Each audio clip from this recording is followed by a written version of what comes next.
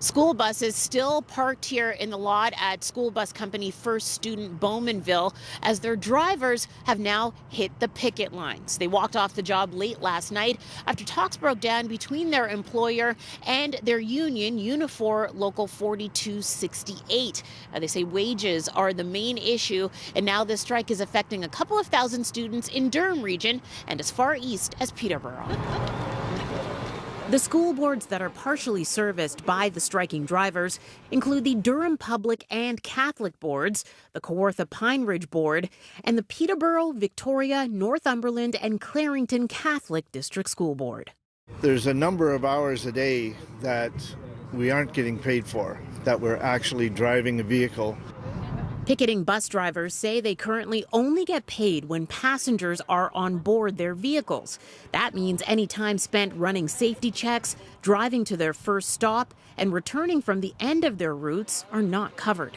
How many hours per week do you estimate that you're doing work but not getting paid for it? About 12 to 14 hours. Right next door in the Durham region, we have recently negotiated a collective agreement for the school bus drivers there. They are paid for all their time, from the time they enter their vehicle until the time they park it. Markham is paid the same way. But the company says their latest offer included a pay hike that was meant to compensate drivers for that unpaid time. At this particular point, a 20% increase in average compensation, a $400 signing bonus, and enhanced medical benefits. So based on this particular offer, collectively, our drivers would become the highest paid operators in the region.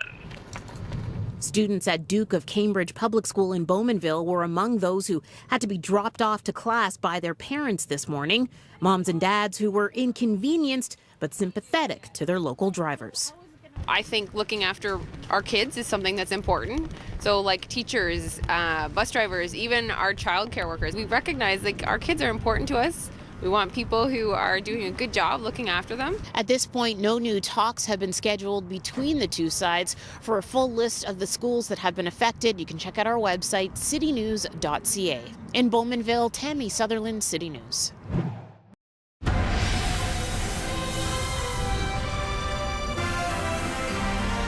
School transportation troubles. They deserve respect for what they do. Bus drivers in Durham hit the picket lines. All these cars and confusion. The impact on students. Thousands of parents depending on school buses for their children had to make alternate plans today. There is a strike in parts of Durham region. CTV's Janice Golding is live in Bowmanville tonight with the latest. Janice. Michelle, drivers here at First Student Bowmanville have been in a legal strike position since December the 10th, and last night talks broke off, which means parents in the area woke up to a real headache today. It was a chaotic and busy end to the school day. This part here I don't like. Like all these cars and confusion, and that's not, someone could get run over. Parents and grandparents scrambling to pick up their little ones after bus drivers with First Student Bowmanville went on strike. I have another kid to pick up at another school in 10 minutes, so it's pretty stressful. Oh, it's huge. We have to make alternate arrangements and getting for pickup and drop off. In all, nearly 5,000 kids on 88 routes have been impacted at 36 schools across Durham region, primarily in Oshawa, Whitby, Clarington, and Northumberland.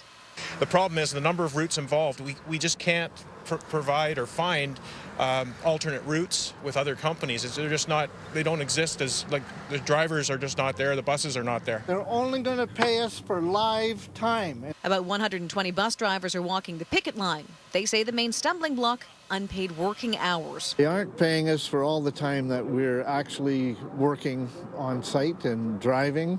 They just want to pay us for live time, which they consider is only when we have children on the bus. Talks broke off just before the midnight strike deadline, despite the fact First Student says its offer is a fair one. Our current offer is a highly competitive package, a 20% increase in average compensation, a $400 signing bonus with enhanced medical benefits. But the union representing the drivers calls this a bait-and-switch offer. What they have offered is an increase in the hourly wage, but a reduce in the hours that are actually paid by the drivers. Unifor says other drivers in Durham are paid for 4 hours a day, while its members are only paid for 3 hours.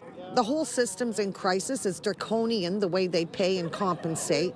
It has to be updated. So both sides look miles apart, which means miles of extra travel and stress for parents. Now, despite being inconvenienced, most of the parents we spoke to say they actually sympathize with the bus drivers. The drivers have been without a contract since the end of August 2017. Reporting live from Janice Golding. Now back to Michelle. Thank you, Janice. This is CBC Toronto News.